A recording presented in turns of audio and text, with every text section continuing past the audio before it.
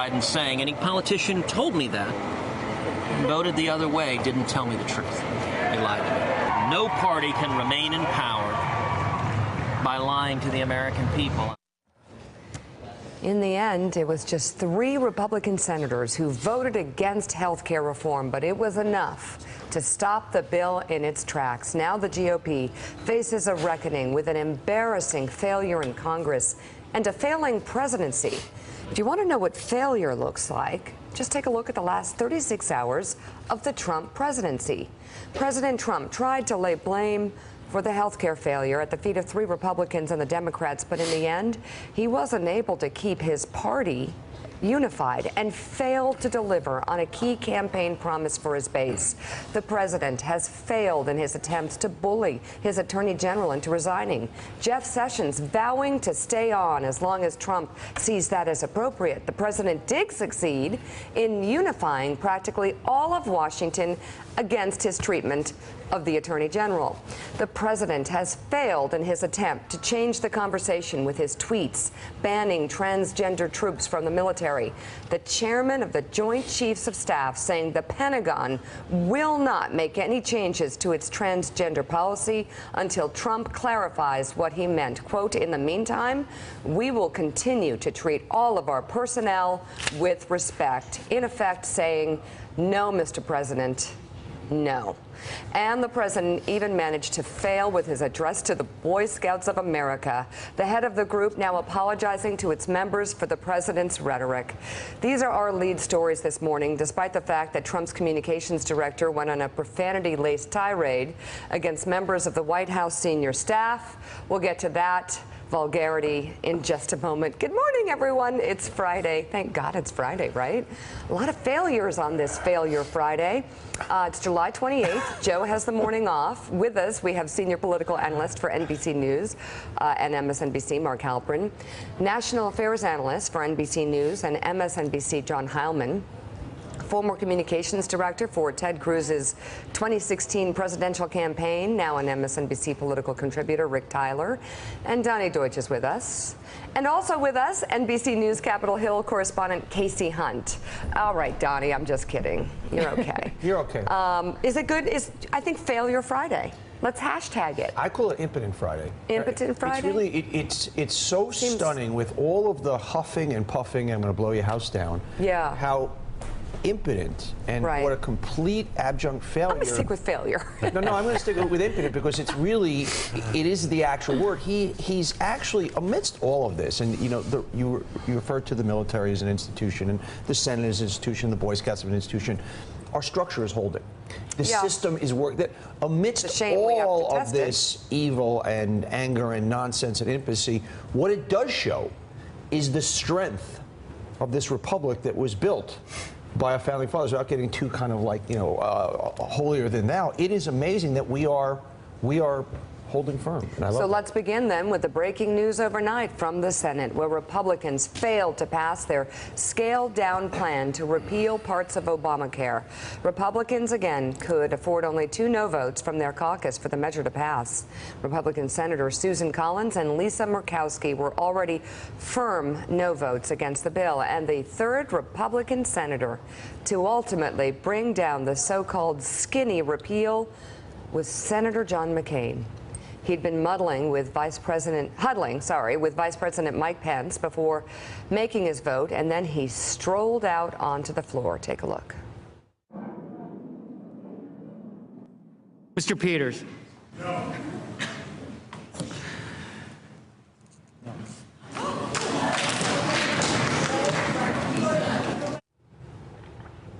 Shortly after the vote failed, President Trump tweeted, 3 Republicans and 48 Democrats let the American people down. As I said from the beginning, let Obamacare implode, then deal watch. Senator McCain later issued a statement saying, in part, while the amendment would have repealed some of Obamacare's most burdensome regulations, it offered no replacement to actually reform our health care system and deliver affordable, quality health care to our citizens. The Speaker's statement that the House would be willing to go to conference does not ease my concern that this shell of a bill could be taken up and passed at any time.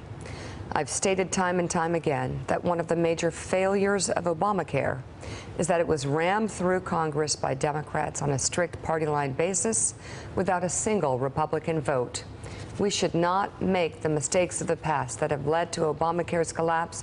We must do the hard work our citizens expect and deserve. Casey Hunt, wow, what a scene on Capitol Hill. What a failure for President Trump.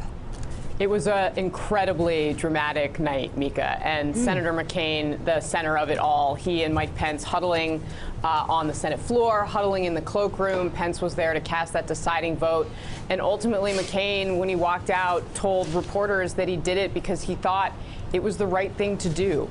And he had been talking with Chuck Schumer as well throughout the night, we were reporting, and it was really the surprise linchpin. I mean, he came back a few days ago after the president said, well, he's a crusty voice in Washington, but we need his vote.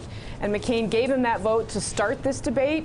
And then he took a lot of heat for it. People called him hypocritical. They said, oh, OK, John McCain, you talk a big game. He gave that very emotional floor speech, but you're not willing to follow through. And last night he followed through.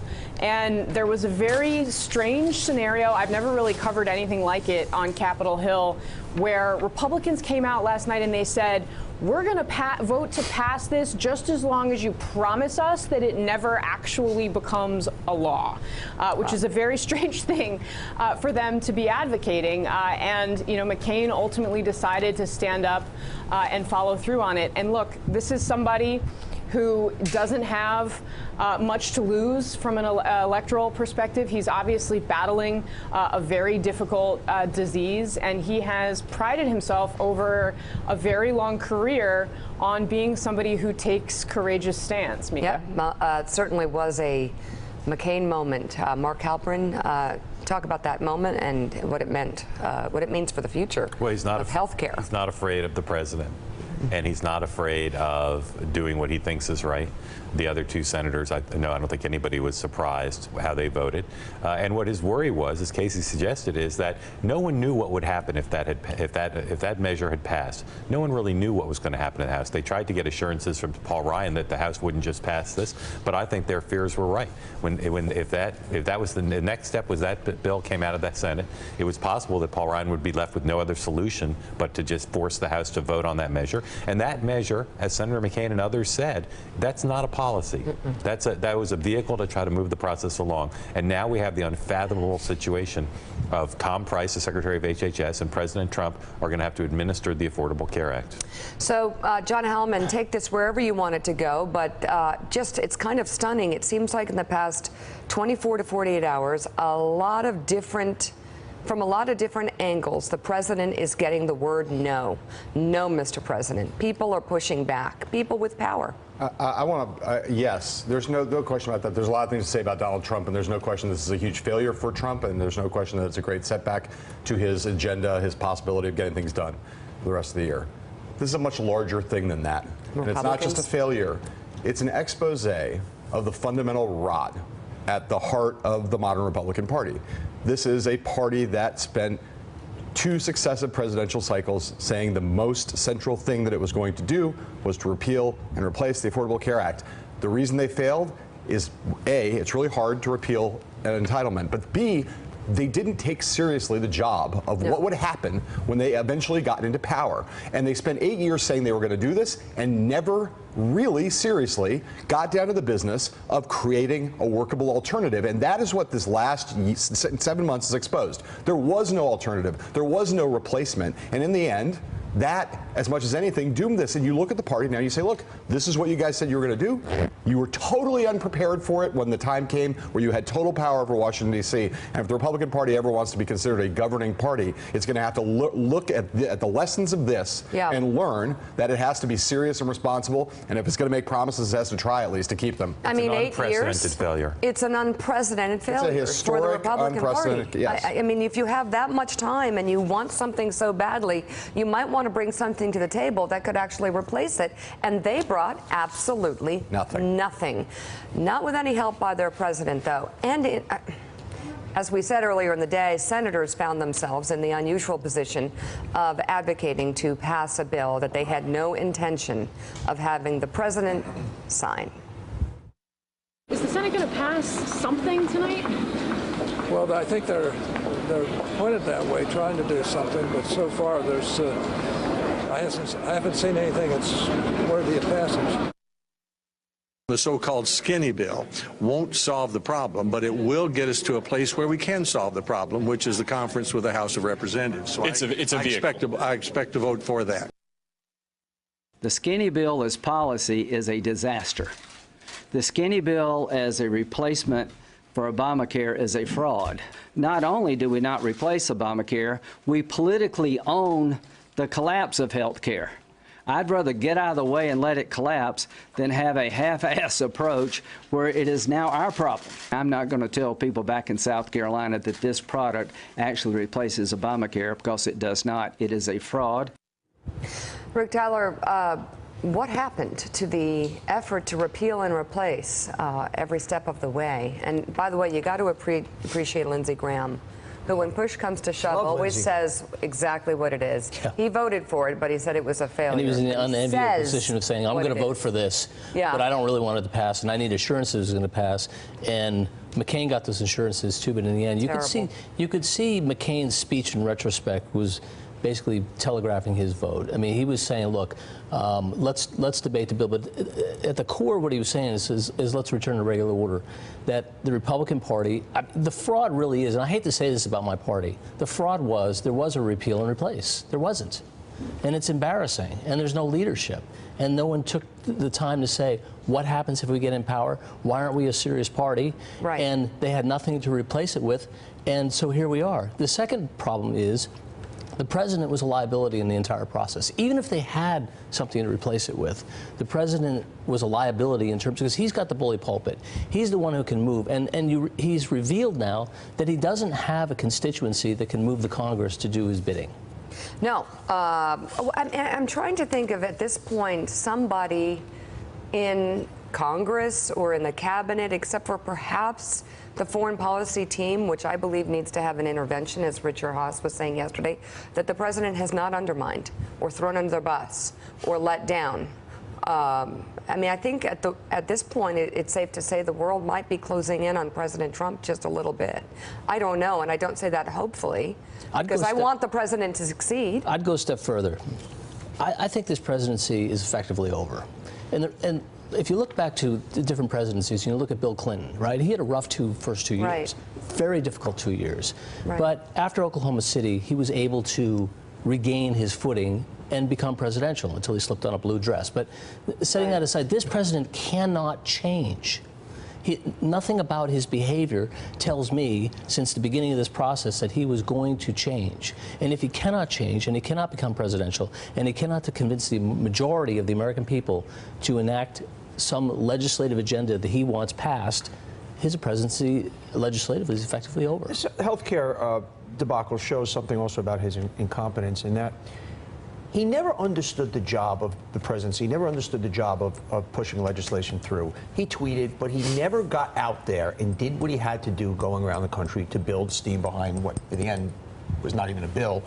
And he just continually, on a daily basis, beyond his absurd behavior, his pure incompetency for this job. Well, it's branding of a bad product. Every way, shape, or form. We're going to get, obviously, what's going on with Scaramucci and the staff. Every way a CEO can be failing. Whether it's lack of consistent message, whether it's lack of building a consistent team, whether it's lack of actually getting up and doing the job that has to be done either tactically, spiritually, or just even overall setting in any kind of agenda. He is an abject failure at CEO, and one of the reasons was, he got elected based on being a great CEO. He was never a CEO. It's a mom-and-pop organization. He never ran an organization. He never managed a big group of people. So it's ironic that when somebody like Barack Obama got in office, we said he's completely ill-equipped. He thought nothing would be a state senator. This is a man who, despite what people think his basic credibility and his competency was completely ill-equipped for this job. The loudest sound in America this morning is the silence of the Trump movement, which ostensibly was going to demand a repeal and replace the Affordable Care Act. These Republican politicians who promised it for 8 years were responding in part, not just to their intellectual view that it was a bad law, but in part to constituents who said, we must get rid of it. The president said, I'm leading a movement. And this morning, I don't have any sense that there's people out there outraged that the Senate failed. And, well, it is early in the day. Casey Hunt, the president promised to make America great again and give Americans the best health care ever. So what has he done? What has he given Americans in terms of health care?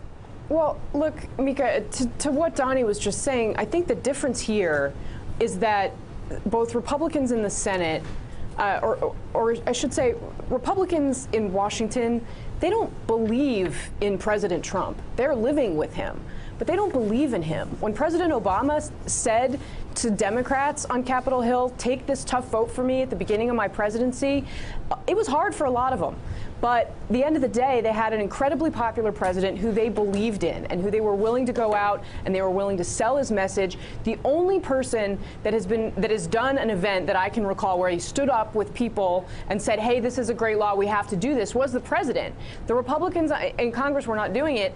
And part of why this also fell apart is that the policy the president was pitching didn't line up with what he had said on the campaign trail to these people that Mark is talking about, to the people that voted for him and care about this.